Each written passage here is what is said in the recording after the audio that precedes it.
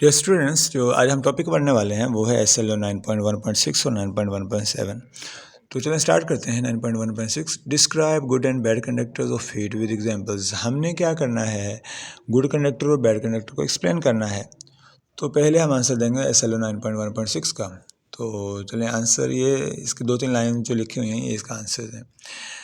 तो मेटल जो होते हैं they are materials that are good conductors of heat because they allow heat to pass through them quickly।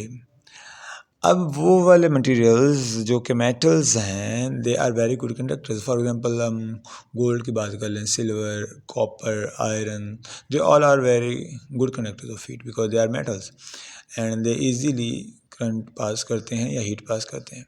इसके मुकाबले में those objects that do not allow heat to flow through them easily are known as poor conductors of heat।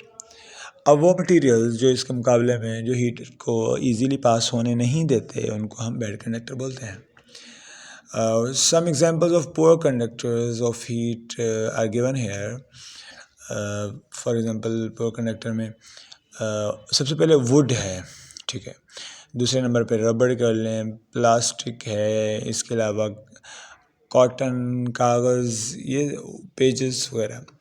अब अगर हम good conductor के examples भी लिख लें साथ, आयरन है हमारे पास, इसी वजह से हम आयरन की वायर्स वगैरह बनाते हैं। गोल्ड सबसे अच्छा कंडक्टर है, लेकिन हम इसलिए इसको बनाते नहीं हैं कि इसकी जो मटेरियल्स हैं ये बहुत महंगा है और अगर वायर्स बनाएंगे तो ये चोरी हो जाएंगी, ठीक है। और इसके बाद कॉपर है, कॉपर सस्ता पड़ता है हमें और इसलिए हम इसकी वायर बनाते हैं।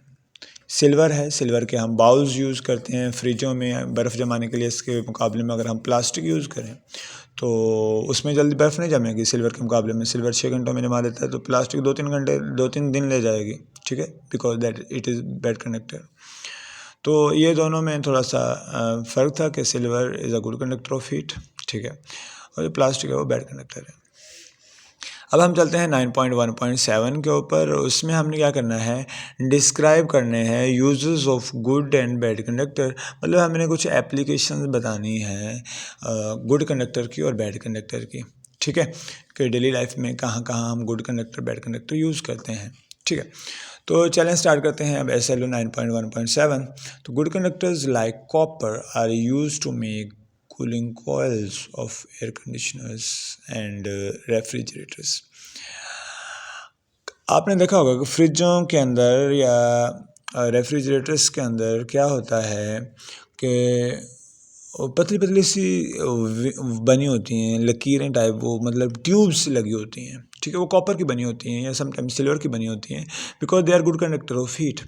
कभी कभी हम मम्मा डांट भी रही होती है कि बेटा ध्यान से, जब हम उसमें से बर्फ़ के कोले वगैरह निकाल रहे होते हैं, ठीक है, तो छुरी का इस्तेमाल कर रहे होते हैं, मम्मा कहते हैं ध्यान से भाई वो नीचे ट्यूब में ना लग जाए वरना वो लीक हो जाएगी वहाँ से गैस और फिर आपकी फ्रिज ख़राब हो जाएगी।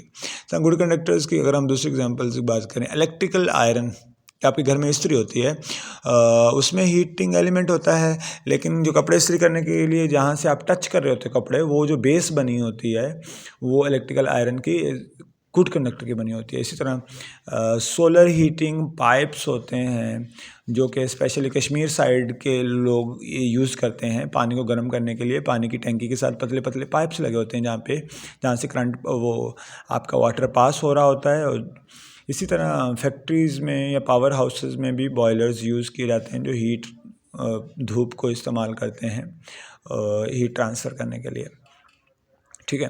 तो इसी तरह अगर हम बात करें बैड कंडक्टर्स की भी एप्लीकेशंस हैं, यूजेस हैं। कहीं कहीं पे हमें बैड कंडक्टर भी यूज़ करने पड़ते हैं। Bad conductors of heat are used for making handles of cooking utensil मतलब बर्तन।